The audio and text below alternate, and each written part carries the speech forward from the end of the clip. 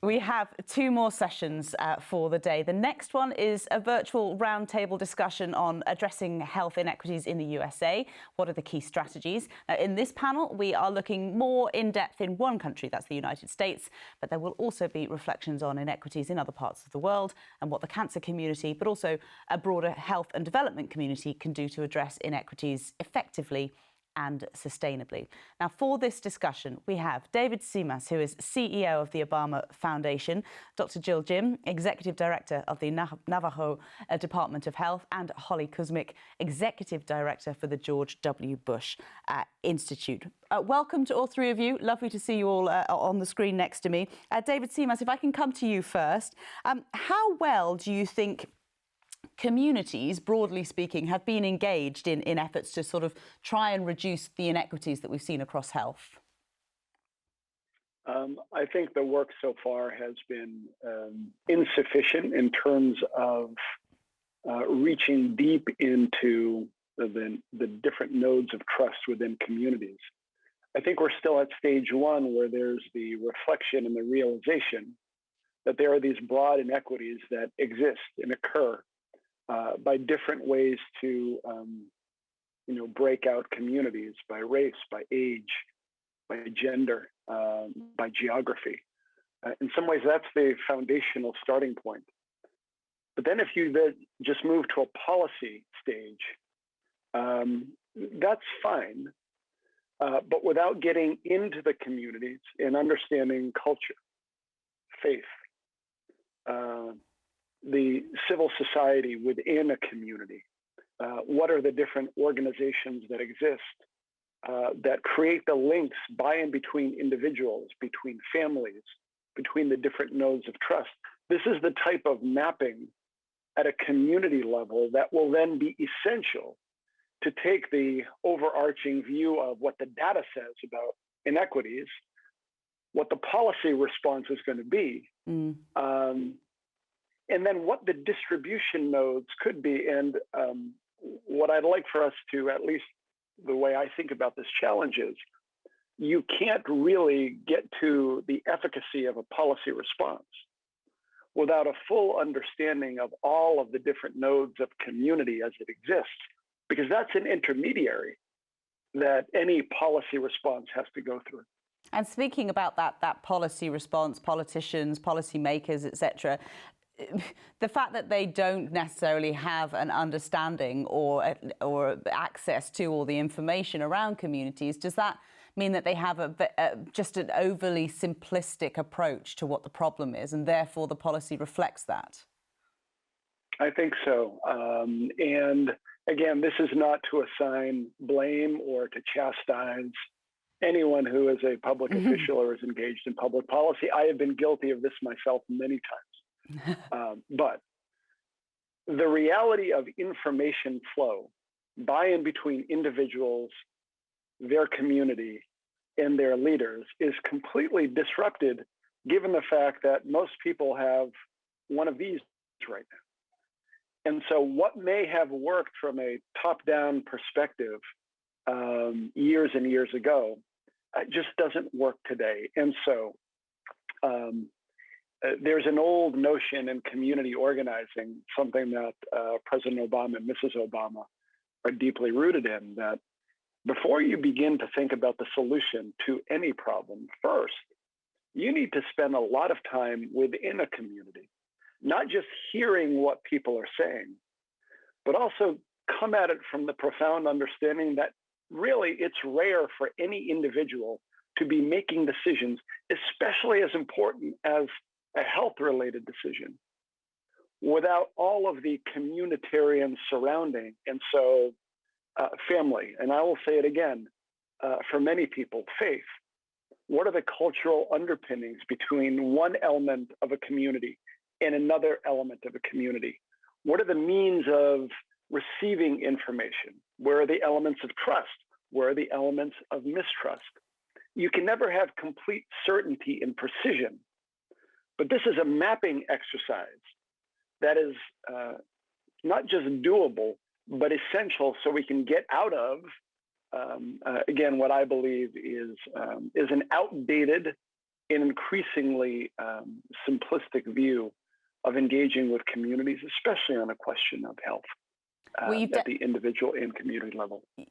David, you've definitely sold the concept of community engagement and deep diving into a community to get some insight. But how do you get that community perspective on policy going forward in an efficient and effective and a sustainable way? Right. And so back to the old mapping dynamic. Just using the United States, for example, and maybe I'll use Chicago, where I presently live. It's easy to begin with essentially a geographic assessment of where are all of the health providers within a community and break that down to the neighborhood and zip code level. Within the area of influence for each one of those hospitals, it's fine to have an individual or a group of individuals whose job is to understand the community. But that's just the starting point.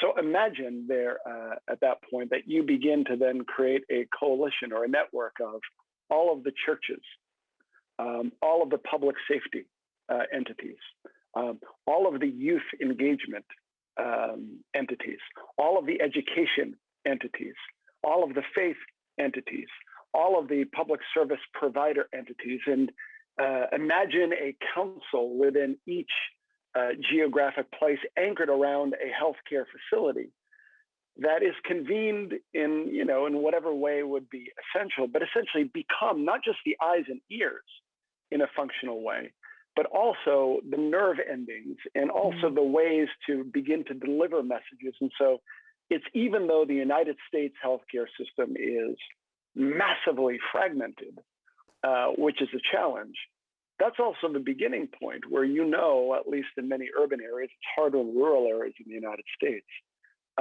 where essentially you've got these nodes to begin that mapping in every community in the country. And so that's the way I think we should begin to think about it. David, how can we make science more accessible to communities? A little humility first. There is a difference between saying with complete certainty that the science dictates A, B, C, and D. But you also need to make sure that you add the element of uncertainty about science. It's rare that there is 100% agreement on any particular issue. And frankly, we're seeing this right now with vaccination in the United States. You need to engage in any conversation with the humility of saying, here's what the science says, and here's what we believe should occur, and here's why we believe it should occur. But then ending the discussion from a perspective of, therefore, we have decreed because we are the experts on this, runs into, again, speaking for the United States, an environment of profound mistrust and distrust that makes that certainty of the argument run into the reality of the fragmentation of society. And so step one for me is make sure that you go out of your way to not politicize in any way, shape, or form a healthcare message. It's hard. In some instances, it's unavoidable. But as soon as you put it into that bloodstream, you know that a third to more of the population, regardless, is going to say, you know what, I'm deeply skeptical. And then they will find any element of the uncertainty built into the science, because there isn't 100% precision to say, aha, they're not telling me all of the facts. And so begin with that perspective of humility, transparency, candor, and inoculation to the extent that it's possible from the politicization of the process. Yeah. And then it goes back to the engagement around trusted nodes within a community. It's respect, isn't it, as well? It's showing that you have respect for differing opinions as well, and that you're prepared to listen and learn. And I mean, in history, we know that the politicians who are often the most successful are the ones who can sit in a room of their detractors and listen well, and therefore win over a group of people who were never on their side to start off with.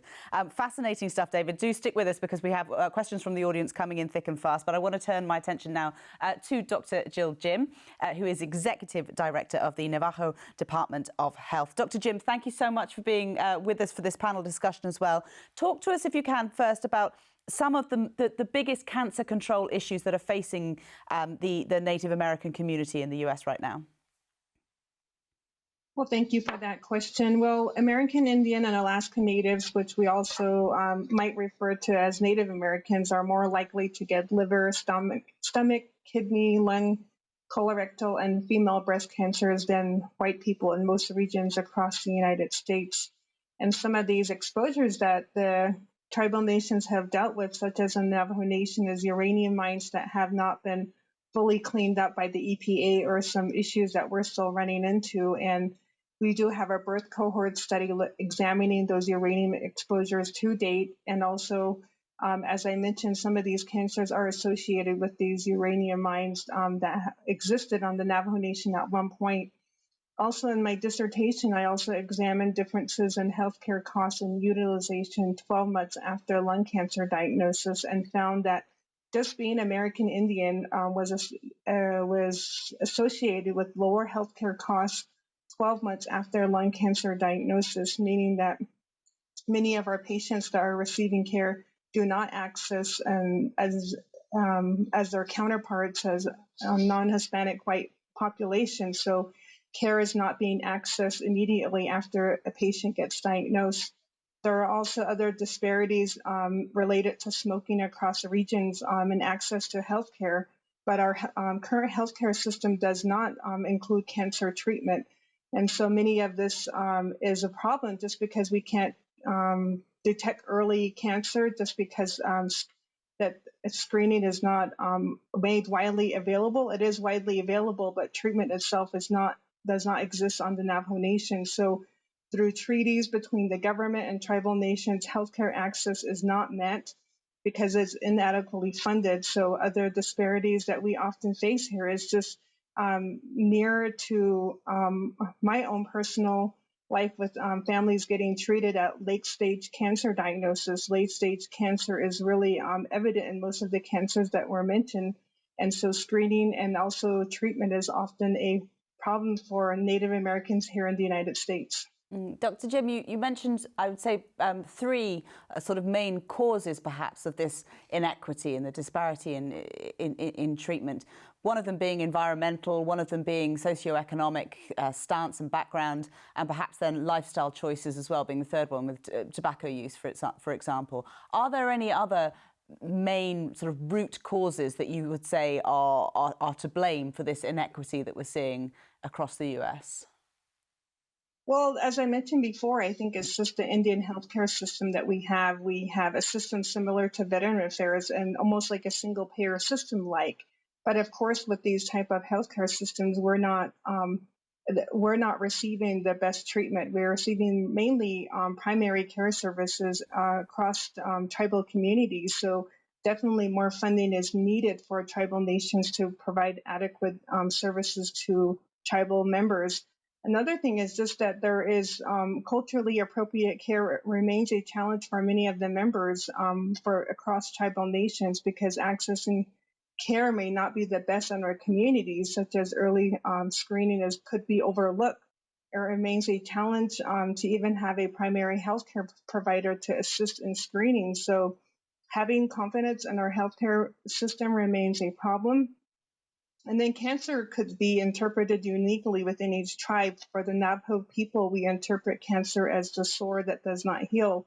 So it's already considered something you can't recover from. So a lot of cultural challenges, and also even just talking about death. Death is something that we don't really talk about. So especially something that we're all experiencing during the pandemic, talking about death is something that goes against our culture, and we're trying to find ways to deal with them, but our ways of life to deal with death can impact end-of-life care for many patients with cancer as well.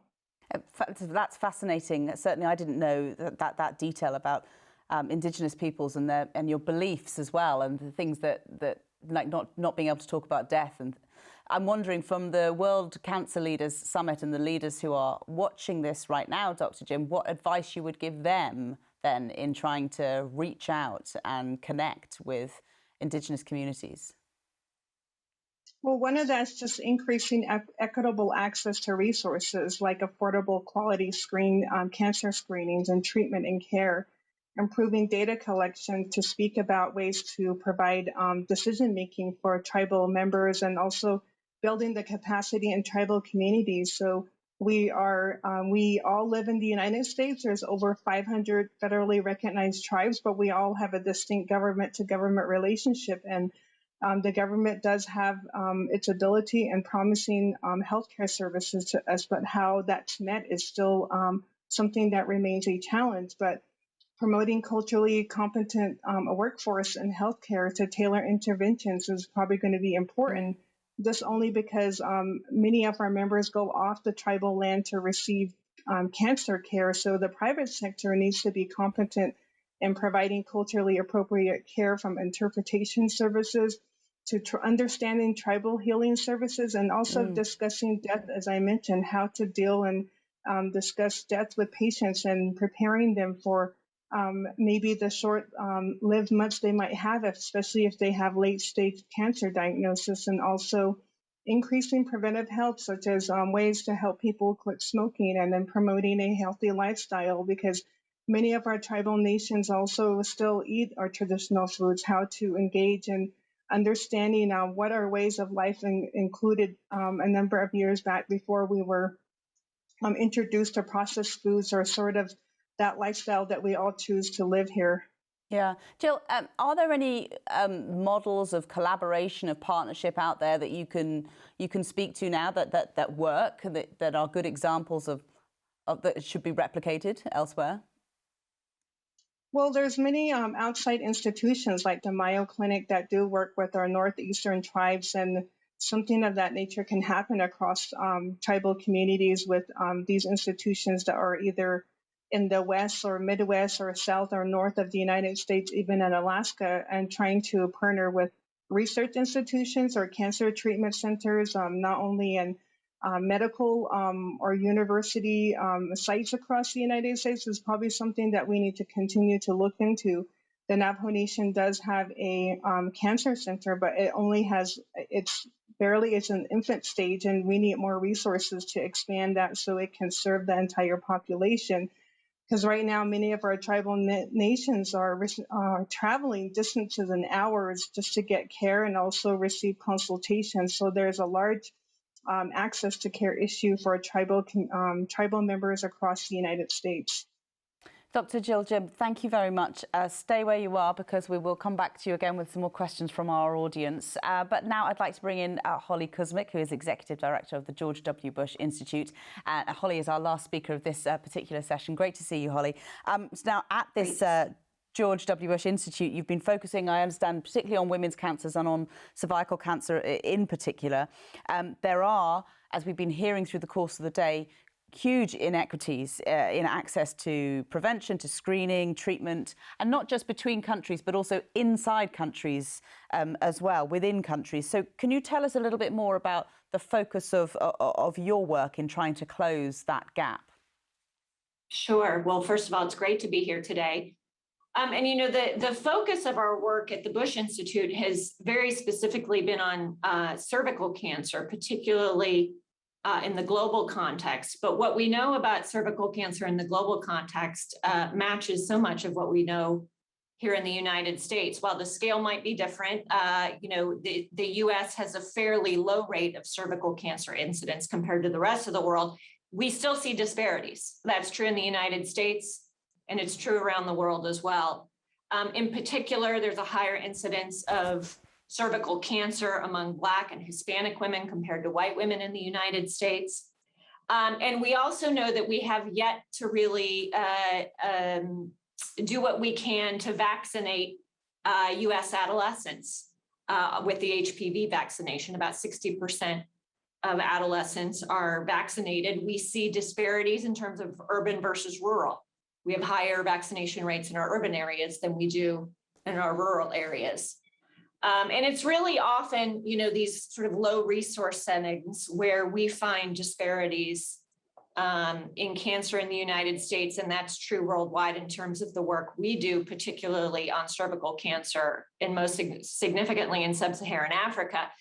We see, low resource settings is where you really find cervical cancer incidence rates that are higher than we would ever otherwise want to see. And the population that we have particularly focused on is women living with HIV, because women living with HIV are 6 times more likely to develop cervical cancer. So the data really leads us to understand where these disparities exist and where we spend a lot of our time working with partners to think about how we can close those gaps and really think about prevention, screening, and treatment. And a few of the key things that we really focus on and have learned in the 10 years that we've done this work is the importance of serving women where they are, integrating services. The way we've really been able to to scale up cervical cancer screening is by sort of integrating services for women. So when they're being treated and getting their antiretroviral therapies, we're also screening them for cervical cancer. So this integration of screening has really led us to make remarkable strides. How effective, Holly, has community engagement been when it comes to trying to eliminate cervical cancer ultimately?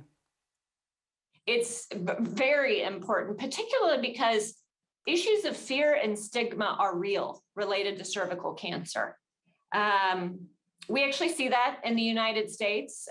We see it globally as well. And really, the only way you're ever going to really get to those issues of fear and stigma is not through policy, not through funding, but through working with communities and finding ways to address that. And so, in many of the countries we work in, and I should say we work very closely with many other partners on this work. It's not just us at the Bush Institute doing this, and that's a very important piece of how we do this.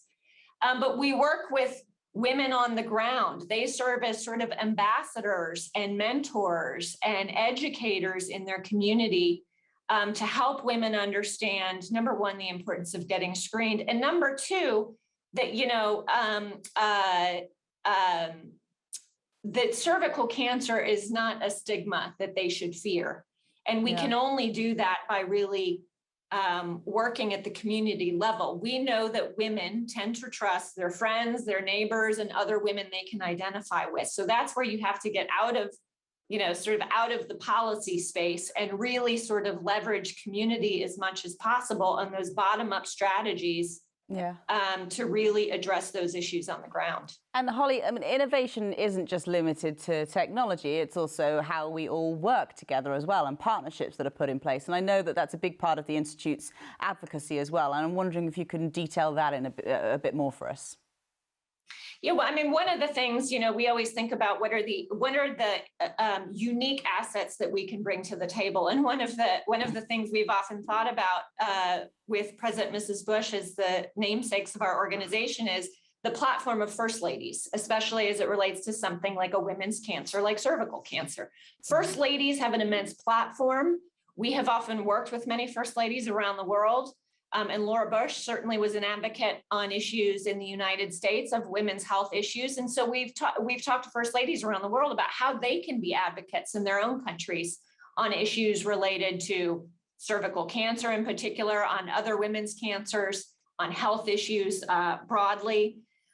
So number one is sort of thinking creatively about those ways to sort of get the message out and use the platforms that you can. And I will say number two, is really sort of a lesson we've learned in the 10 years that we've been doing this work, which we do, we are a nonprofit, non-governmental organization, but we work significantly with country leadership. We work with the US State Department, who really provides a lot of the resources around cervical cancer. We work with UNAIDS, who's an advocacy organization. We work with the private sector and Merck and Roche. And then amongst that partnership, we work so closely with our country partners and those on the ground. And so really the how we do our work and how we bring together a variety of partners to achieve the outcomes we want to achieve. We would never be able to do this work on our own.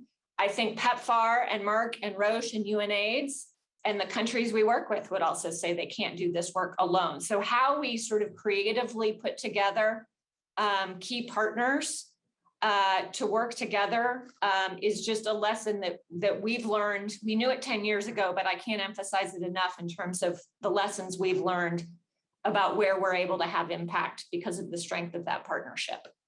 Okay, and Holly, I think you were going to introduce a video for us as well on behalf of the Institute, so go ahead. That's right.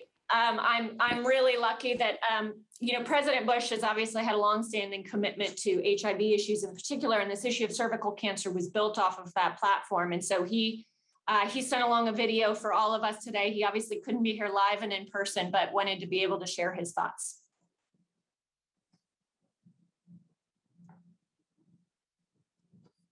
Thank you for inviting me to join you today.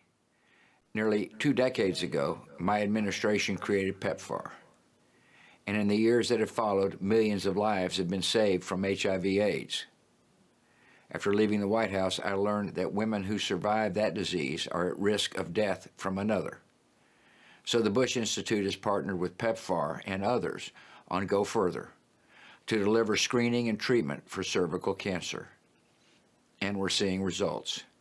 Nearly 2 million women have been screened for cervical cancer since 2018. But there's still more work to be done.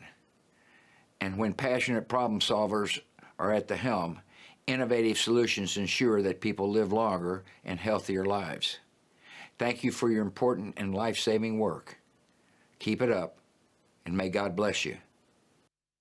Well, thank you very much indeed to President Bush there for that address. Thank you also to Holly Kuzmich for introducing that for us. It's time to bring in back all 3 of our virtual leaders now, as the question forum has been very, very lively, and we certainly have some questions for our 3 panelists as well. So if you are all still there, and I'm hoping very much that David, Holly and Jill are all still with me for this conversation, and I'm going to dive straight into the first question, if I can. Let me just check that you are still there. Okay, wonderful. I can see you on my screen. It's always nerve-wracking when you go straight into a question. You have no idea if anyone's actually going to listen to it. But David, let me come to you first. First question, if you had to write a guideline on reaching communities, what are the 3 top things that you would include in it? Number 1 is a community mapping. And that's simply breaking out every geography that you're focused on into the different elements that make up a community. I've referenced them before. It's not just government, but it's business, it's faith, it's not-for-profits, it's community organizations, with an overlay around culture, demography, and a true understanding. So that's number 1. Yeah. Number 2, once you've done the analysis, is to take a look then at who are the trusted individuals, not necessarily the people with the titles in each one of those different nodes of society. Obviously, some of them and most of them need to be on board, but in every community, in every subset of community, there are people who simply by the trust that they have built can go into any community with immediate trust. So that's number 2. And then the final thing that I would say is before you craft any type of policy or strategy, spend the requisite time with those organizations, with the people who have functional authority, with the people who have trust-based authority, to listen very, very carefully to what the community is telling you it needs, what it's lacking, and what its aspirations are. And so those 3 steps, whether you're talking about cancer, other elements of public health, or just frankly, the basics of engaging in pluralism at its finest, are the 3 ways that I would think about approaching that. Okay, great answer. And Dr. Jim, let me come to you. How can approaches like self-sampling and remote participation in clinical trials help with expanding access more equitably? Well, thank you for that question.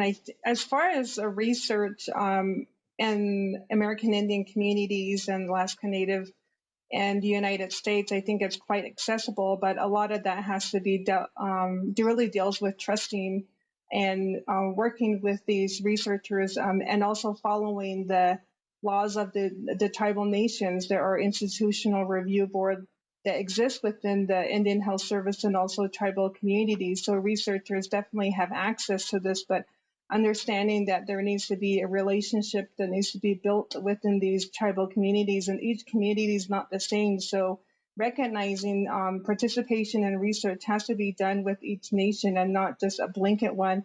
So when you go onto tribal lands, definitely there has to be a recognition of the laws that exist within in these nations. But most certainly, the Navajo Nation has its own IRB board, and we're fortunate enough to do that. So we have a long established relationships with many universities, and unfortunately, not all tribal nations have that capacity. So building the capacity of tribal nations and communities to do research that they can trust is definitely still an ongoing progress.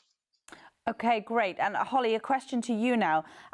In countries like the United States, where there is a federal structure, how do you then go about trying to achieve equity on a national scale? Well, that's a great question. And I think one of the things that I think is so important is going to go back to something David said, which is not just an issue in health equity, it's an issue in thinking about equity of services generally in our country. Is number one, he called it community mapping, right? Data, understand your communities and where your disparities are. And that's an important starting point.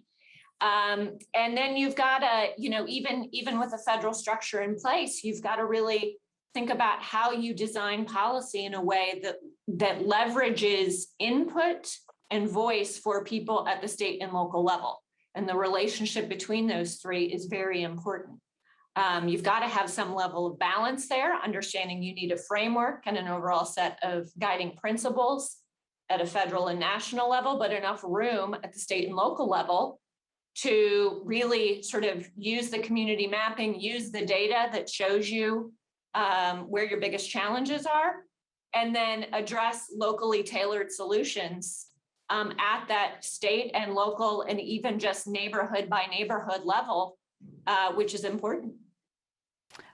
David, I'm going to ask you a question now, which I know that you touched on in your initial comments as well, but bear with me because clearly there's some clarification needed. The question is, you talked about beliefs and science.